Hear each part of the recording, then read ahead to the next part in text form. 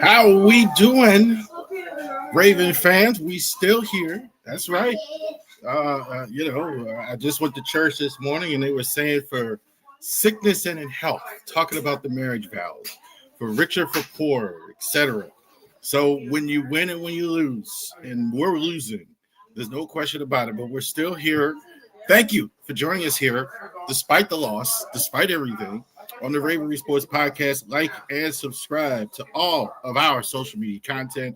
So thank you very much for checking us out on all of our social media platforms. We're live right now on Driving to the Top Productions, all of our Raven Sports channels, 3 Raven Sports channels on the YouTube, Twitch, Twitter, and now Kick also as well. So thank you guys for joining us all season long. We will still be here despite our struggles.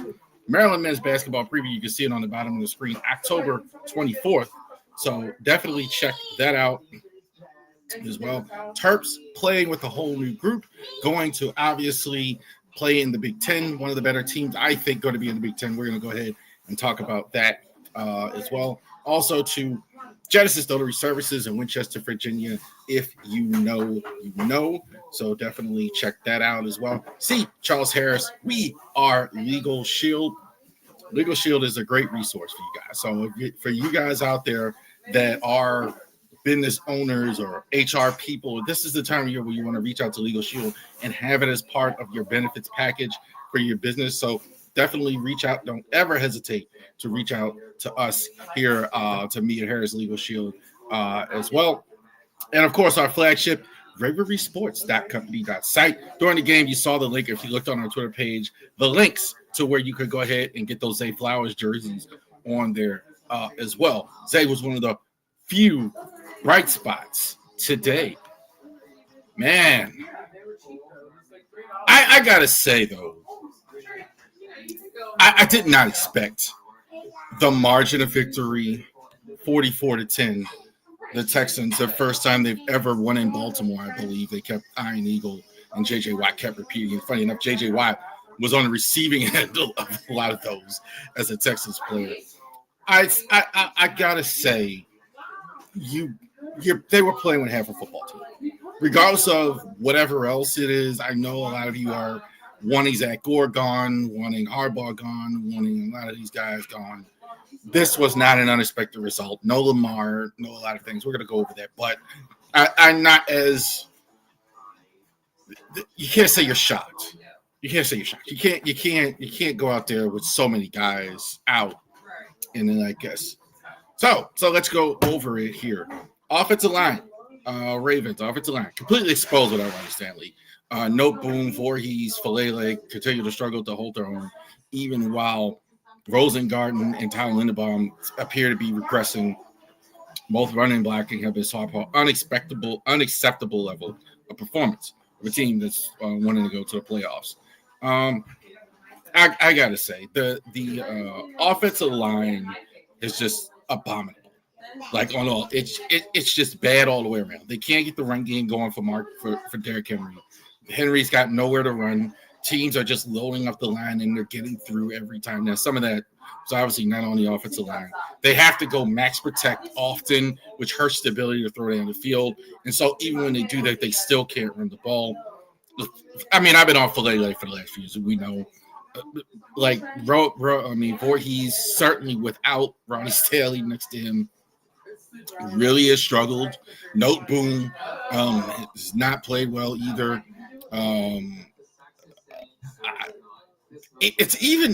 I think it even made worse, obviously, Tyler Linderbaum and Roger Rosengarten. Rosengarten has been up and down all year long. And I think I'm not even sure how to blame him because it's not even because of the bad play around him. Linderbaum with a bad penalty. It's just not going to work. This is unacceptable. This line is not even going to, now you don't have the best quarterback in the league back there. You got Cooper Rush. He couldn't set up, couldn't run the ball. Teams that were just, 3 picks. I mean, this line, this is the one area I believe, even if the cavalry comes back and you are able to fix it, which I don't know if you have time to, you got to get much better. You got to get much better. So you can't have a whole season of this very, very poor O-line play. You just can't have it. You can't have guys getting pushed around. I mean, just the whole game. I mean, Voorhees was just getting pushed back the whole game. No Boom. Ineffective. They can't get the run or the pass. I mean, it's not like you're good at one and not the other. They weren't good at either one. Now, again, you had a very good Texas defense. I will say that. I mean, obviously. The edge rush of the Texans, we know how good it is. I mean, they have really good corners too. The corners I thought was really good, were really impressive today. But yeah, man, like that's probably one of my biggest areas of concern there, because you can't if you can't protect. How can you win football games if you can't protect? And they just can't protect. I mean, we'll get to Derrick Henry and all that, but you could clearly see that this is not, they're not doing well protecting the ball. And I don't know if you fix it with the guys coming back. I don't know if that's true. If you get the guys to come back, that it's going to be fixed. I'm not sure. All right, so let's go over. There was, I think the bright spot, if you do want to go to the bright spots, was Zay Flowers in the receiving corps. I thought Zay Flowers was good today. At the end of the game, they threw the Hail Mary, rushed through the Hail Mary. He got, I'm sorry, that wasn't Zay Flowers. That was Bateman. Got Bateman. Bateman kind of slowed up on the route a little bit. The DB was able to pick the ball off for them. Zay, I thought's been good all season. I thought he was good again today. I think the receiving corps has been good. DeAndre Hopkins, again, the impressive 29-yard grab in the first half. He's getting the 50-50 balls as well. I do think that's good. So you're getting, I think I said before the season, you're getting good receiving play. Zay Flowers looks good. Bateman's not getting enough attempts, but I think he's been fairly well. DeAndre Hopkins I think you're getting exactly what you expected from him. Not a lot of catches, but a good 50-50 in red zone and tight traffic. You're absolutely getting that from him. The tight ends looked again like just totally lost today. I thought again, likely it seems like they brought him back. I don't know what's going on. They haven't been able to get involved at all. I think again that goes to the offensive line having to max protect. Same thing. Andrews had the little goofy thing. He dropped the ball, but I think the wide receivers have been good. I think that's not the problems aren't because of the wide receivers. Obvious one. Ravens defense was dreadful at all levels. Almost no pass rush for most of the game. CJ Stroud had a lot of time to throw. Nick Chubb and Woody Marks found open lanes all day. Tavius Robinson looks slow. They keep playing him, and he's all I could see him really do is set the edge. That's it.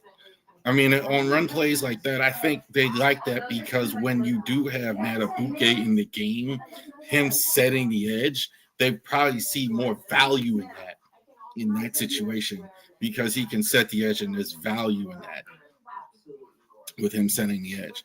But I don't see much value in I mean, he just literally. So I mean, CJ Stroud, who's not going to be confused with like at any stretch with Lamar Jackson or Josh Allen or anything like that, or Jalen Hurts running the football. I mean, he just went right by. I was like, man, he looks. That was great. I thought John Jenkins was lousy too. I mean, he was just getting handled. They did. Now he is the nose tackle. They're putting two guys on him. Travis Jones, you could clearly see he didn't play a lot in this game, even though he was active. But man, oh man, they just there was no pass rush. Secondary will face criticism. Yeah. There you go. Secondary will face criticism. Even though they had little support from the, it was the same script. Even though they had a little report from very little pass rush. So people are going to criticize the secondary. I can already hear it. Somebody's going to say, well, they didn't do this right. They didn't do it. That's some truth. That's truth to that, certainly. But there was no pass rush. There was no stopping them. And so I don't know. The secondary is your last line of defense. There's only so much a secondary can do when your front seven just is totally ineffective like that. There was nothing. I mean, there was no. Van Oy, I think, got one sack. I think, I think it was Trent Simpson got one, but there was nothing. Consistently, he had all day to throw. He had all the time in the world to set up. Offense had all the time in the world set up.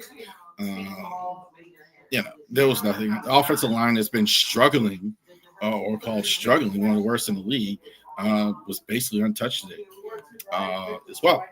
Cooper Rush continues performance numbers will make it look worse than it was. Interceptions came off on a goofy bounce of Mark Andrews. The offense clearly missed Lamar Jackson's presence in this game. Rhythm and effectiveness, getting Derrick Henry more involved will go a long way to stabilizing the offense. Rush had 3 picks today. I think it was better than that, frankly. I think part of it, see, here's the difference when you have, obviously, it seems like almost silly for me to say, like you got to back up in a starter. There's a difference, but there's a difference, obviously, like this. Now you got Cooper Rush. Now things have to go well. Now things have to go on schedule. Now a lot of penalties, a lot of that stuff gets more exposed because you don't have Lamar to bail you out in all these situations. Now you have to go ahead and deal with that stuff. Now you have to go ahead and stay on schedule. If you don't get on schedule, it's 3rd and long. And obviously you couldn't run the ball. You got no Derrick Henry. I mean, they can't block for him. They can't block for him. They load the line. That's it. It takes him out. I think he had one decent run or whatever. A couple times they weren't, but they're not getting anything. They're not getting anything. They can't protect. They can't run. They can't. So I think you have to get right, at least running the ball. They did try. They did see Keaton Mitchell a little bit in this game, but I bet you this is a negative comment about the Ravens. Oh, no, it's not. StreamYard. So, but yeah, so I don't think they played very well, obviously, in this one here. Short-handed Ravens battled hard, but fell to the Texans and Mark lost by without several starters on both sides of the ball. Consistency to make it consistency to finish drive despite flashes of resilience.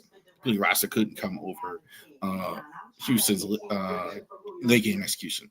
Not enough bodies. Not bodies. You didn't have it.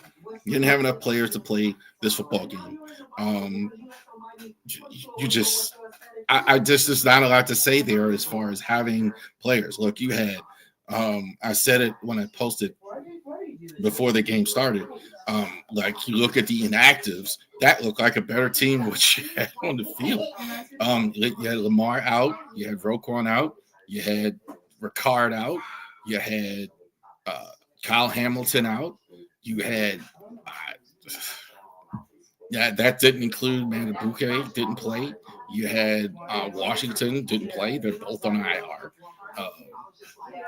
And it seems like you have guys that are struggling, as well. They had the green dot today. The guy calling the plays, the guy who was running the show on the defense, is a guy who wasn't even starting a few weeks ago, Teddy Buchanan. So I don't think you're going to win against the Rams, obviously, because you're going to have a similar unit to this as what you had today. You're going to have guys missing. I don't know. Maybe you get Kyle Hamilton back next week. Maybe you get 1 or 2. But you're probably still not going to have Lamar. And I think the best thing, obviously, is to wait till the bye. Wait till you get the bye over with. Take your 1-5 and then see if you have enough time. I don't know if you will, but that's the best right now that you can hope for. Texans, real quick. Texans won the game and they deserve to win. Texans deserve to win. I'm not mad at the Texans. I mean, there's nothing to say about the Texans. The Texans have never won in Baltimore before, in playoffs or regular season that I remember it. Texans deserve to win. Stroud, I think, is fine. I think he has time to throw. I thought he had time today to throw the football. I think the defense is pretty good regardless. I think that's I think some of the Ravens struggles even on offense it's because they do have a good defense. I mean, but Texans deserve to win. I still think and they needed this game. They're also 1-3. Now they're 2-3. They're in a bit of a dogfight more now than they thought in that AFC South to actually win that division. So we will see what happens there with the Texans. But that's it. Ravens 44-10 loss at home. I'm gonna say M&T Bank Stadium has never looked like that, on or off the field. And I said that on Twitter, and I mean that. Leaving early. They were downtown. They were probably, how Baltimore, they were probably drinking some Natty Boh downtown early, or driving home, or on that light rail, Russell Street, and it was over. There was no reason to stay. Ravens just were totally outplayed, totally overmatched in this one. So we will keep track of it as well. Keep track. Bravery Sports Podcast, a full podcast, is going to be on Wednesday. So definitely check that out Wednesday night on this Driving to the Top Productions and on the Bravery Sports Podcast. Bravery Sports Podcast one was going to start at around 8 o'clock. So we're definitely going to go ahead and get that squared away for all you guys. Thank you for joining us. For the Bravery Sports Podcast, and thank you for hanging in with us, hanging in with the Ravens as well. You have a great day.